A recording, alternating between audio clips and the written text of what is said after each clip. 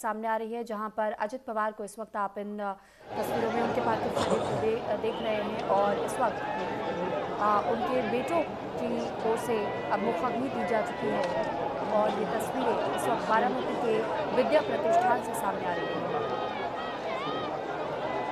बेहद भावुक कर देने वाला ये क्षण जब विमान दुर्घटना में महाराष्ट्र के डिप्टी सीएम अजित पवार का निधन हुआ और जिस वक्त इस बात की खबर सामने आई उस वक्त पूरा महाराष्ट्र बेहद गमगीन हो गया। हजारों की संख्या में लोग जुटे और साथ ही हमने आपको वो तस्वीर भी दिखाई जब अंतिम यात्रा अजित पवार की निकाली गई, अंतिम विदाई। और ये तस्वीर इस वक्त पंचतत्व में विलीन कर दिए गए अजित पवार। बारामती में लैंडिंग की कोशिश करते समय महाराष्ट्र के डिप्टी सीएम अजित पवार का प्लेन क्रैश हुआ। ये क्रैश इतना भयानक था कि विमान पूरी तरह से नष्ट हो गया, लेकिन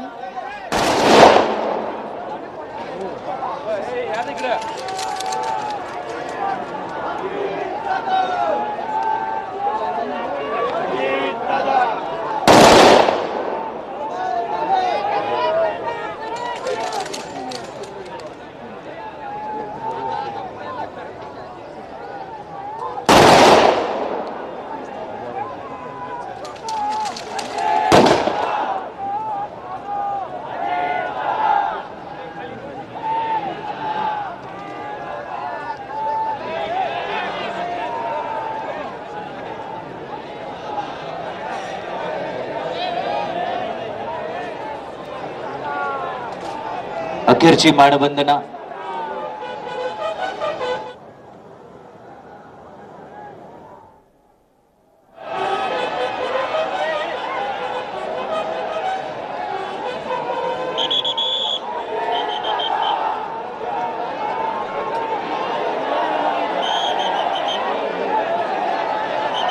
शांततेत आपण उभं राहावं, सगळ्यांना नम्र विनंती।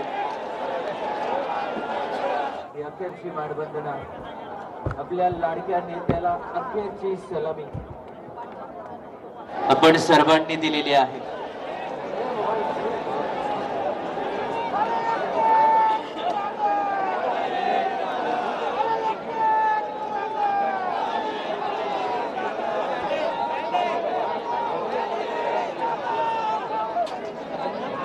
जिथे आहात तिथे जागेवरूनच आपण अंत्यदर्शन घेऊन मागच्या गेटने हळूहळू बाहेर पडणार आहात। माझी विनंती आहे, पुढे येण्याचा प्रयत्न प्लीज आपण करू नका, सगळ्यांना नम्रपूर्वक विनंती आहे।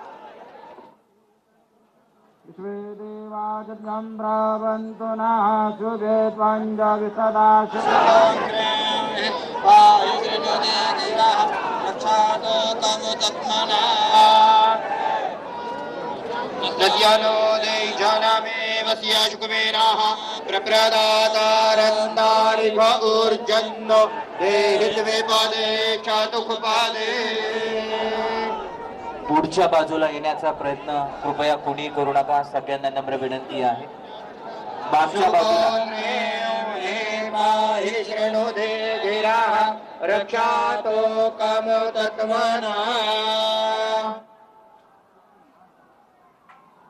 मागच्या बाजूला गेट आहे, त्या मागच्याच बाजूने हळूहळू आपण बाहेर पडूया। बाहेर प्रचंड गर्दी आहे, खूप गर्दी आहे, हळूहळू मागच्या बाजूने बाहेर पडा। सर्वांना पूर्वक आवाहन करण्यात येत आहे, पुढे येण्याचा प्रयत्न आपण करू नका, पोलीस विभागाला सहकार्य करूया।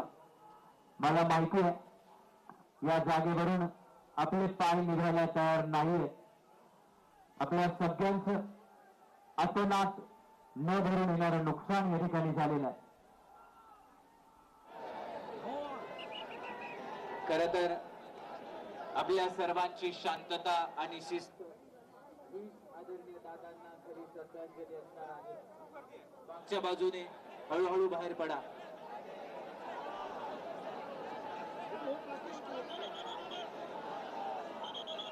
आपली शिस्त, आपला संयम, आदरणीय दादांकडून घेतलेले आपण हे गुण आपल्या सगळ्यांना नम्रपूर्वक विनंती आहे, शांतता आणि शिस्त पाळूया। मागच्या बाजूने हळूहळू बाहेर पडा.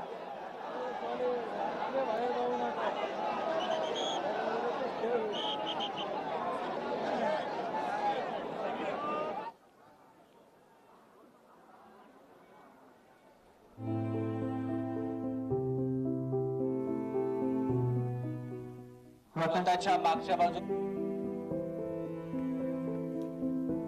तो फिलहाल ये तस्वीर जो इस वक्त आप देख रहे हैं, अजीत दादा को अंतिम विदाई दे दी गई है, यानी कि अब उनके अंतिम संस्कार की प्रक्रिया को भी पूरा कर दिया गया है और उनके बेटे उनके दोनों बेटों की ओर से मुखाग्नि दी गई। और ये तस्वीर जो इस वक्त आप देख रहे हैं, विद्या प्रतिष्ठान मैदान से सीधी तस्वीरें सामने आ रही है, जहां पर उनके अंतिम दर्शन करने के लिए अजित पवार के पार्थिव शरीर को यहीं सबसे पहले लाया गया और यहाँ बारामती के तमाम लोग और अजित पवार का पूरा परिवार एकत्रित हुआ उन्हें एक आखिरी विदाई देने के लिए, आखिरी सलामी और वो अपनापन का एहसास दिलाने के लिए। पूरा परिवार इस वक्त अकेला नहीं है, उनके साथ में इस घड़ी में इस वक्त पूरा देश, पूरा राज्य एक साथ खड़ा है।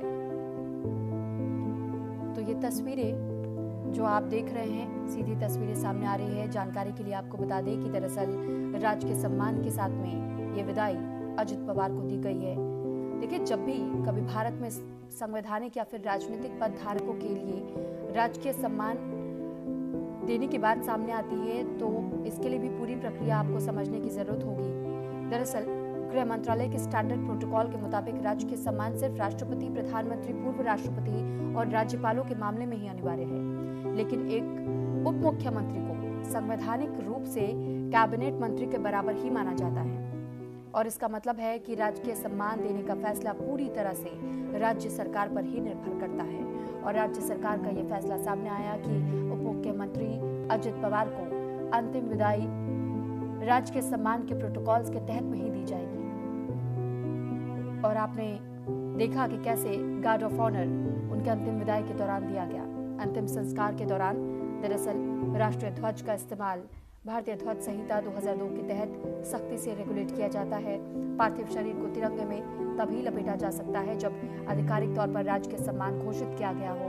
और आपने अजित पवार के अंतिम विदाई के दौरान भी देखा कि राज्य के सम्मान की क्योंकि घोषणा कर दी गई थी और जब उनका पार्थिव शरीर विद्या प्रतिष्ठान मैदान पहुंचा तो उनका वो पार्थिव शरीर तिरंगे में लिपटा हुआ था।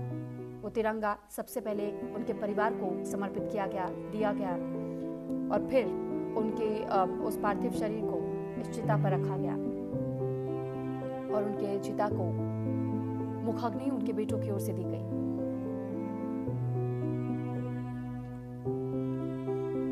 तो बेहद भावुक कर देने वाला ये पल उस पूरे परिवार के लिए जिन्होंने अपने पिता, अपने भाई, अपने चाचा को खो दिया हमेशा हमेशा के लिए। उस पत्नी के दिल पर क्या बीत रही होगी जब उस पत्नी को ये जानकारी मिली कि अब उनके पति नहीं रहे, उनका सुहाग उजड़ गया। उस माँ के दिल पर क्या बीती होगी जब एक माँ को ये खबर मिली होगी कि उनका बेटा उनसे पहले उन्हें अलविदा कह करके चला गया। आप सोचिए कितनी बड़ी क्षति उस माता पिता के लिए होती है, उनके हृदय पर कितना बड़ा बोझ। और बताया जाता है कि जब उनकी माँ को इस बात की जानकारी खबर के जरिए मिली, वहां पर जो मैनेजर काम कर रहे थे उन्होंने तुरंत केबल कटवाया ताकि उनकी माँ को इस बारे में कोई जानकारी ना मिलने पाए। हालांकि अजित पवार की माता ने पूछा और ये जानने का प्रयास किया कि क्या हुआ मेरे बेटे के साथ, क्या किसी प्रकार से कोई एक्सीडेंट हुआ है। इस बारे में भी उनके मैनेजर की ओर से इस बात पर को छुपाने की कोशिश की गई कि कुछ नहीं हुआ, सब कुछ ठीक है। लेकिन जैसे जैसे समय बीतता गया, माँ का मन और भारी होता चला गया, उनका गला रूंधता चला गया और फिर वो खबर उन तक पहुंची जिसने उन्हें पूरी तरह से तोड़ दिया। जब सुनेत्रा पवार को भी इस बात की जानकारी मिली, सुनेत्रा पवार भी फूट फूट कर रोती हुई दिखाई दी और वो पल वाकई बेहद बेहद गमगीन कि किसी के भी आंखों में आंसू आ जाए। ये तस्वीर जब अंतिम संस्कार में शामिल होने के लिए तमाम राजनीतिक दल पहुंचे। उन्हें अंतिम विदाई दी गई। श्रद्धांजलि अर्पित करके अब धीरे धीरे हर कोई यहाँ से प्रस्थान कर रहा है।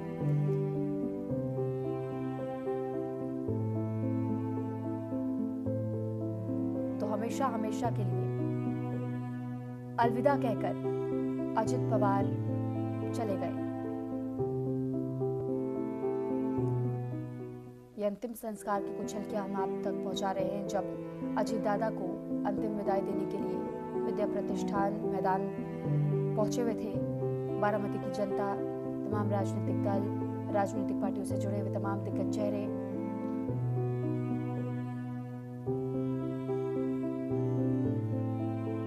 तो गन सैल्यूट के साथ में ये अंतिम विदाई दी गई।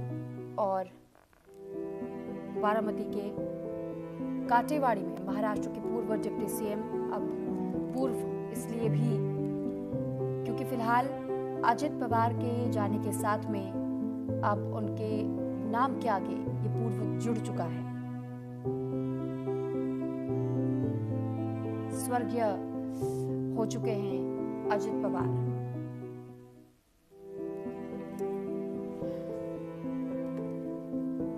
तो अजित पवार के अंतिम संस्कार की रस्में आपने देखी कि किस तरीके से सांस्कृतिक तौर पर जो भारत की परंपरा रही है उस संस्कृति को ध्यान में रखते हुए ये पूरी अंतिम संस्कार की प्रक्रिया पूरी की गई। अजित की पत्नी सुनेत्रा पवार, दोनों बेटे पार्थ और जय पवार, चाचा शरद पवार मौके पर मौजूद रहे। यहाँ पहुंचे केंद्रीय गृह मंत्री अमित शाह भी, बीजेपी अध्यक्ष नितिन नवीन, केंद्रीय मंत्री नितिन गडकरी, पूर्व गृह मंत्री सुशील कुमार शिंदे, आंध्र प्रदेश के मंत्री नारा लोकेश और महाराष्ट्र नवनिर्माण सेना एमएनएस प्रमुख राज ठाकरे। हर कोई अपनी मौजूदगी दर्ज कराने पहुंचा। आप तक वो तस्वीरें भी हमने पहुंचाई थी जब देवेंद्र फडणवीस और एकनाथ शिंदे बीते कल बारामती पहुंचे। वो तस्वीरें भी हमने आप तक पहुंचाई जब उद्धव ठाकरे का पूरा परिवार पहुंचा अजित पवार के परिवार का ढांढस बंधाने। और इससे पहले आपने वो तस्वीर भी देखी जब अंतिम यात्रा में हजारों लोग शामिल हुए अंतिम विदाई देने के लिए।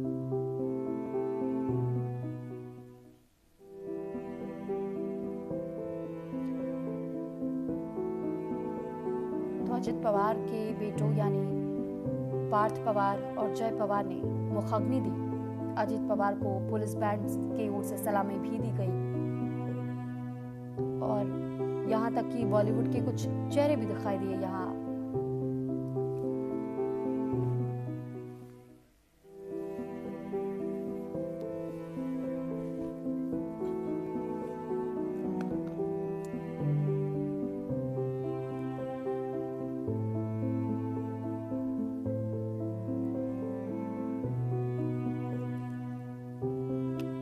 तो अब हम आपको ये दो तस्वीरें आपकी टीवी स्क्रीन पर दिखा रहे हैं, जहां आप अंतिम संस्कार की तस्वीरें देख रहे हैं। उनके दोनों बेटे पार्थ और जय पवार की ओर से मुखाग्नि दी गई और वो तस्वीर भी इस वक्त आप देख रहे हैं जब राजकीय सम्मान के साथ में अजित पवार को अंतिम विदाई दी गई। ये पुलिस बैंड है महाराष्ट्र का और महाराष्ट्र के इस पुलिस बैंड के साथ में आपने ये भी देखा कि किस तरह राजकीय सम्मान दिया गया उन्हें। साथ ही गन की सलामी भी दी गई, क्योंकि राजकीय सम्मान जब किसी भी ऐसे व्यक्ति को दिया जाता है जब राज्य सरकार की ओर से ये फैसला लिया जाए कि उनके अंतिम विदाई में राजकीय सम्मान लागू होगा, जो कि आधिकारिक पद पर रहते हैं। और ऐसे में राज्य सरकार के अधीन ये फैसला था, जिसके बाद से इस बात का ऐलान किया गया कि उप मुख्यमंत्री के लिए भी राजकीय सम्मान की व्यवस्था की जा सकती है और राजकीय सम्मान के तहत में उनका पार्थिव शरीर तिरंगे में लिपटा हुआ विद्या प्रतिष्ठान मैदान पहुंचा था। वो लम्हा, वो क्षण, वो घड़ी वाकई हर किसी को भीतर तक कचोटने वाली थी।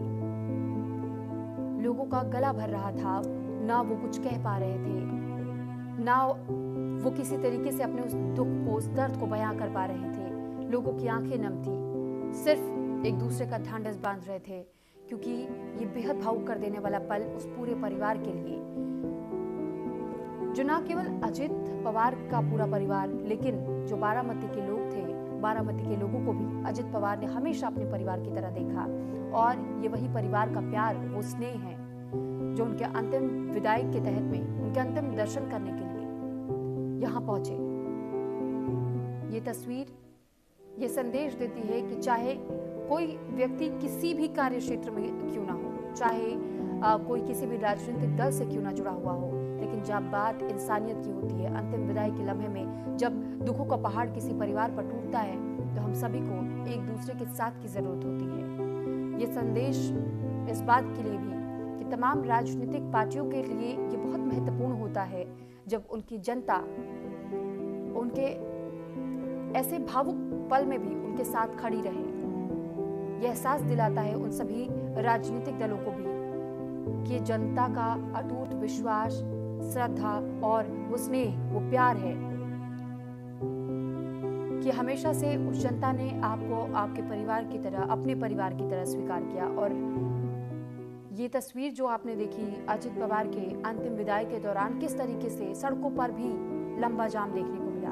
दरअसल हर कोई ये चाहता था कि एक आखिरी मौका मिल जाए जब वो अजित पवार को एक अंतिम विदाई दे दे, एक अंतिम सलामी, एक आखिरी बार उन्हें श्रद्धांजलि अर्पित कर दे, उन्हें नम आंखों से वो विदा कर ले।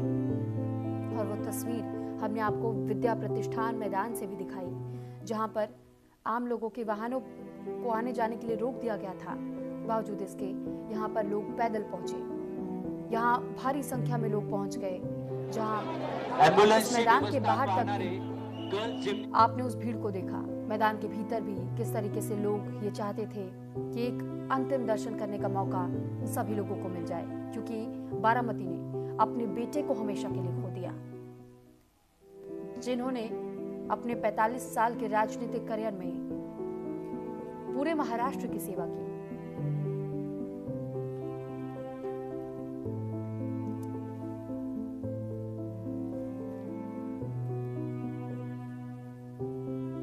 मुख्यमंत्री देवेंद्र फडणवीस को आप देख रहे हैं जब पुष्प चक्र उन्होंने अर्पित किया था। इससे पहले गृह मंत्री अमित शाह को भी आपने तस्वीरों में देखा। गोवा के मुख्यमंत्री प्रमोद सावंत भी पहुंचे हुए थे और मुखाग्नि देने की तस्वीरें भी हमने आप तक पहुंचाई जब उनके दोनों बेटे यानी कि जय पवार और पार्थ पवार अपने पिता को मुखाग्नि देने के लिए, उनकी चिता को मुखाग्नि देने के लिए पहुंचे हुए थे। उनकी पत्नी और मां बेहद भावुक इस दौरान नजर आए, उनकी आंखें भरी हुई थी और सुप्रिया सुले भी जिस वक्त लगातार मेहमानों को यहाँ पर लेकर आ रही थी अंतिम दर्शन करने के लिए, लोगों से बात करते वक्त उनका भी गला रूंध रहा था, बेहद भावुक वो भी दिखाई दी। शरद पवार भी बेहद खामोशी के साथ सिर्फ वो अंतिम दर्शन कर रहे थे अपने भतीजे की।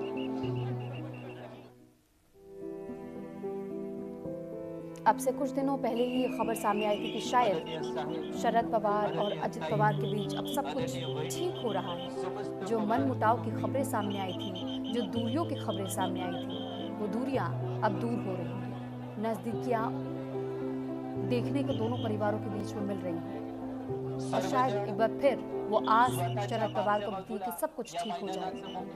लेकिन अचानक एक दुर्घटना ने सब कुछ आधा अधूरा छोड़ दिया। महाराष्ट्र के जनता का प्यार अजित पवार के साथ रहा और आज इन तस्वीरों के जरिए आपने और हमने देखा भी कि किस तरह बारामती के बेटे के अंतिम विदाई के दौरान यहाँ लोगों का हुजूम उमड़ा। अजित पवार को अंतिम विदाई देने के लिए यहाँ बॉलीवुड जगत से रितेश देशमुख भी दिखाई दिए। केंद्रीय गृह मंत्री अमित शाह पहुंचे हुए थे। राजनीतिक जगत से महाराष्ट्र के मुख्यमंत्री देवेंद्र फडणवीस मौजूद रहे और उप मुख्यमंत्री एकनाथ शिंदे भी इस दौरान मौजूद रहे। महाराष्ट्र में 2 उप मुख्यमंत्री यानी एकनाथ शिंदे और अजित पवार, लेकिन अजित पवार के निधन की खबर जैसे ही सामने आई उस दौरान हर कोई ये समझने की कोशिश कर रहा था कि आखिर ऐसा कैसे हो सकता है, क्या ये खबर सही भी है या गलत है, पहले इसकी पुष्टि की जाए।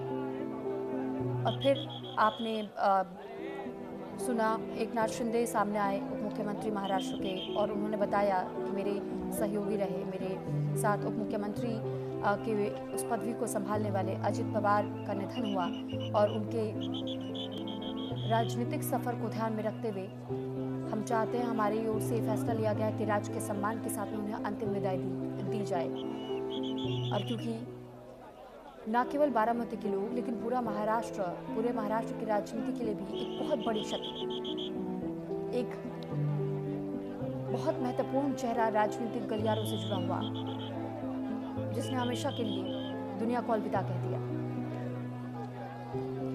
महाराष्ट्र में 3 दिनों का राजकीय शोक घोषित किया गया है।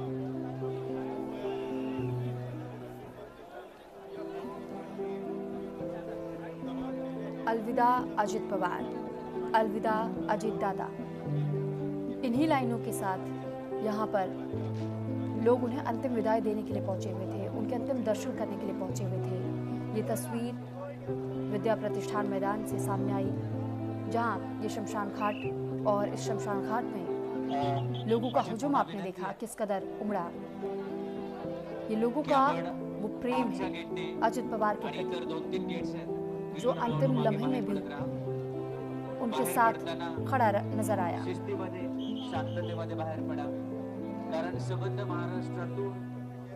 तो अजित पवार को श्रद्धांजलि देने एक्टर रितेश देशमुख भी पहुंचे थे। रितेश पूर्व मुख्यमंत्री दिवंगत विलासराव देशमुख के बेटे हैं, और वो भी क्योंकि राजनीतिक गलियारों से इनडायरेक्टली ही सही लेकिन जुड़े भी रहे, और उन्होंने भी अपने घर पर कई बार नेताओं का आना जाना देखा था। वो जानते हैं कि राजनीति क्या होती है, लेकिन उन्होंने इसके अलग जाकर के उन्होंने अपनी राह तलाशी।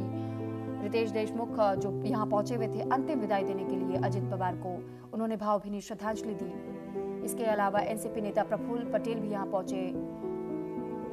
एमएनएस प्रमुख राज ठाकरे को आपने तस्वीरों में देखा। ये वो तमाम चेहरे हमने आपको दिखाए जो अंतिम विदाई और अंतिम दर्शन करने के लिए अजित पवार के पहुंचे हुए थे। गोवा के सीएम प्रमोद सावंत भी अजित पवार को श्रद्धांजलि देने के लिए पहुंचे हुए थे। नितिन गडकरी ने अजित पवार को श्रद्धांजलि अर्पित की। महाराष्ट्र के मुख्यमंत्री देवेंद्र फडणवीस ने अजित पवार को श्रद्धांजलि दी। गृह मंत्री अमित शाह अजित पवार को श्रद्धांजलि देने के लिए पहुंचे हुए थे मौके पर।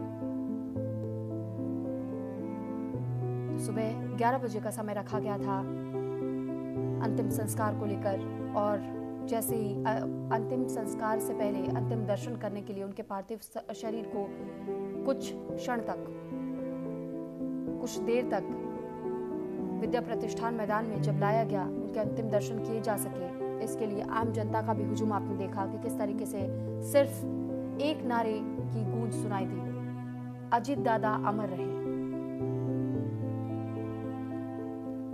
ये अजित पवार ने कमाया, वो लोगों का प्यार उन्होंने हासिल किया।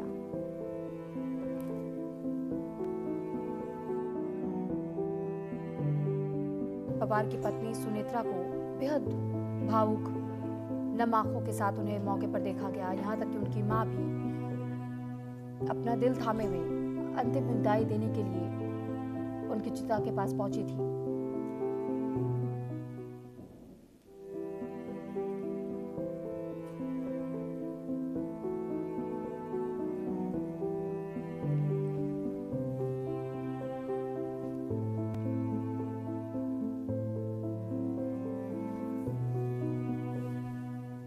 अब तक हमने वो तस्वीर भी पहुंचाई जब अजित पवार की अंतिम यात्रा निकाली जा रही थी, जिस शव वाहन में उनके पार्थिव शरीर को रखा गया था, और जो उनके समर्थक थे, उनके चाहने वाले लोग, बारामती की आम जनता जब सड़कों पर उनके पार्थिव शरीर को जाता हुआ उस एम्बुलेंस में देख रही थी, उस दौरान वो भी बेहद भावुक नजर आए। लोगों की भी आंखें भरी हुई थी, उन्हें कुछ लोग सलामी तक देते हुए दिखाई दिए। लोग हाथ जोड़कर जिस वक्त अंतिम यात्रा निकाली।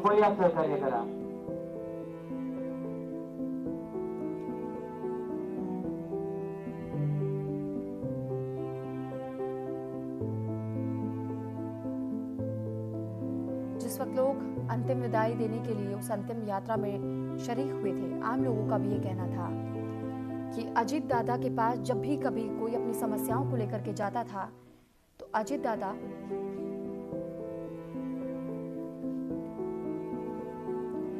हर किसी की समस्याओं को बहुत ध्यान से सुनते थे, क्योंकि वो अपने परिवार का हिस्सा मानते थे लोगों को, और उसी तरीके से उनके साथ बहुत प्रेम भाव से बात करते थे।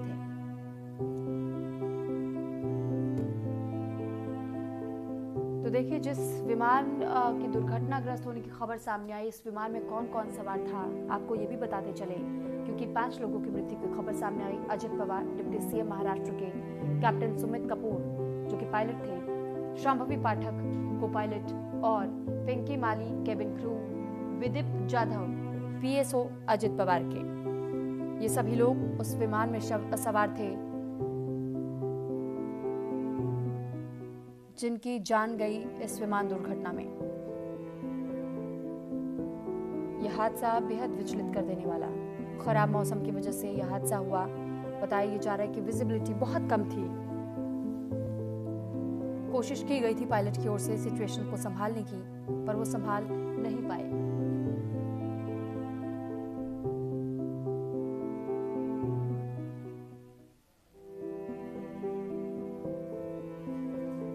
फिलहाल आपको हम वो तस्वीरें भी दिखा रहे हैं जिन लोगों की इससे पहले, अजित पवार से पहले, कुछ और राजनीतिक चेहरों का ऐसे विमान दुर्घटनाओं में हुआ। माधवराव सिंधिया, 30 सितंबर 2001 का वो समय, घटना स्थल था कानपुर। प्राइवेट प्लेन था सेस्ना यानी बीच क्राफ्ट, और उनकी भी जान ऐसी एक विमान दुर्घटना होने के तहत गई थी।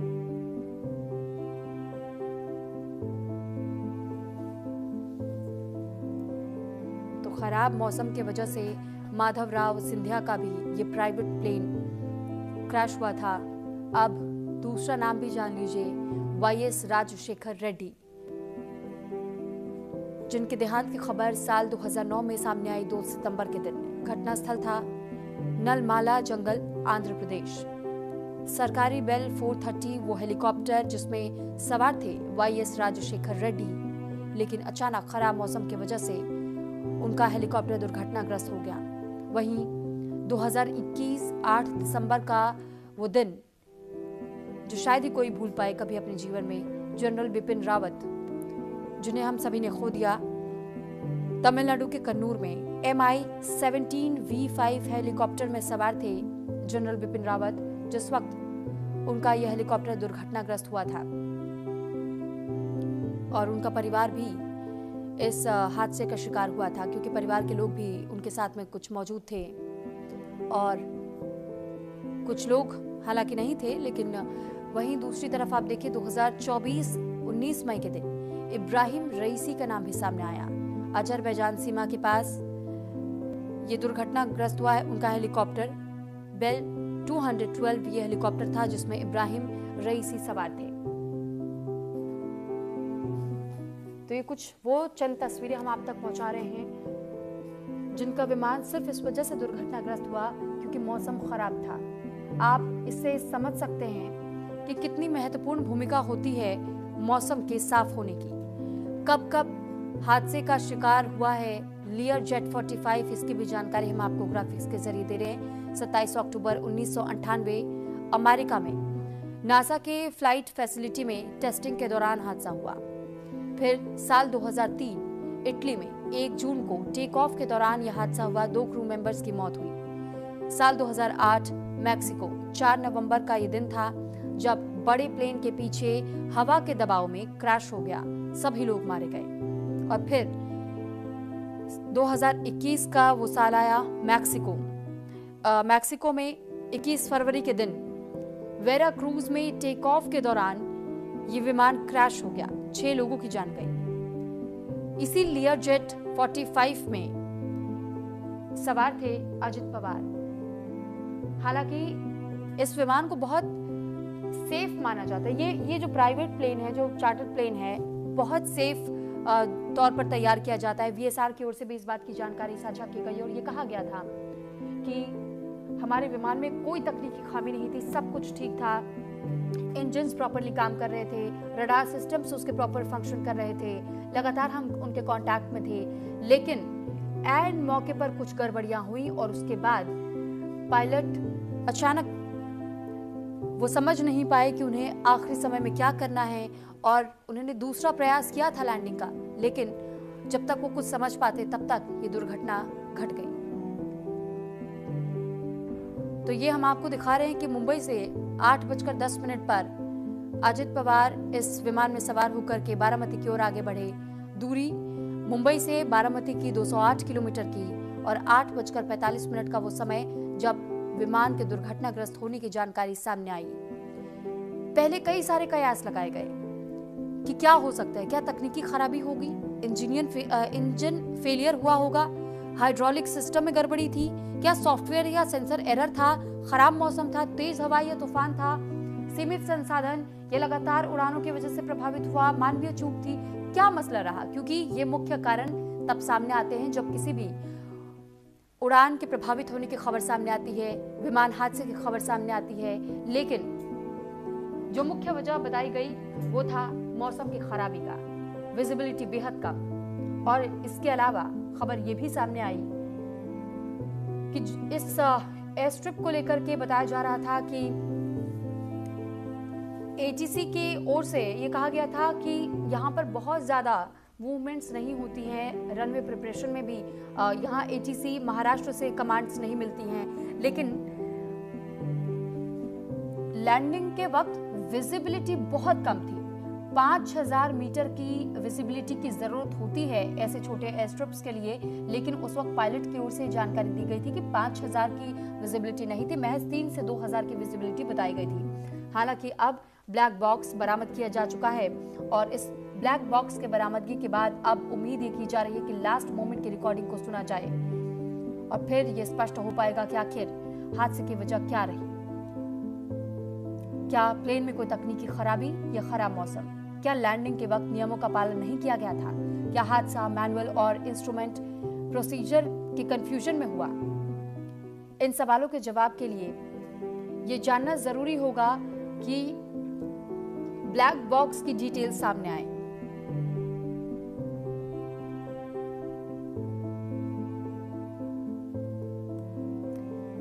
बताया जा रहा था कि आईएलएस के तहत में विजुअल फ्लाइट रूल्स का भी पालन बहुत जरूरी होता है। विजुअल अप्रोच के लिए विजिबिलिटी कम से कम 5 किलोमीटर की होनी चाहिए थी। ये पायलट को बताया जाता है पहले ही। एयर ट्रैफिक कंट्रोल के कंट्रोलर को भी जानकारी दी जाती है कि आप तभी विजुअल अप्रोच के लिए सहमति देंगे जब 5 किलोमीटर की विजिबिलिटी हो। इसके बाद पायलट इंस्ट्रूमेंट यानी कि टेक्निकल अप्रोच को फॉलो नहीं करता है। इंस्ट्रूमेंट फ्लाइट रूल्स को 5 और खासकर 3 किलोमीटर से कम की विजिबिलिटी के दौरान फॉलो करना होता है। बारामती एयरपोर्ट पर बड़े एयरपोर्ट की तरह कम विजिबिलिटी के दौरान लैंडिंग के इंतजाम नहीं है और बारामती एयरपोर्ट को लेकर ऐसी भी खबरें सामने आई थी कि यहाँ पर इससे पहले भी विमान दुर्घटनाएं हुई हैं, लेकिन उसमें कभी किसी के मौत की खबर सामने नहीं आई और शायद इसी वजह से इसे बार बार अनदेखा किया जाता रहा। उस एयर स्ट्रिप को अभी और मजबूती के साथ ठीक करने की जरूरत थी, क्योंकि बताया जा रहा है कि हर महीने इसी एयर स्ट्रिप पर लगभग 5 से 7 विमान हर महीने लैंड करते हैं। ये प्राइवेट विमान होते हैं और प्राइवेट विमान में ज्यादातर राजनेताओं के विमान यहाँ लैंड करते हैं। इसके बावजूद इस एयर स्ट्रिप को आखिर ठीक क्यों नहीं कराया गया था? यहाँ पर जो सिस्टम होने चाहिए थे वो क्यों नहीं था? कई सारे सवाल हैं।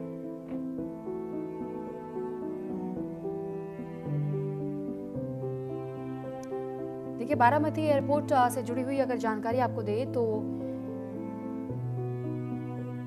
इस पूरे एयरपोर्ट का जो एरिया बताया जाता है वो 451 एकड़ में फैला हुआ है और जो रनवे है वो 1770 मीटर लंबा और 30 मीटर चौड़ा है। 1996 के समय में इस एयर स्ट्रिप का इस्तेमाल फिलहाल पायलट ट्रेनिंग के लिए होता है।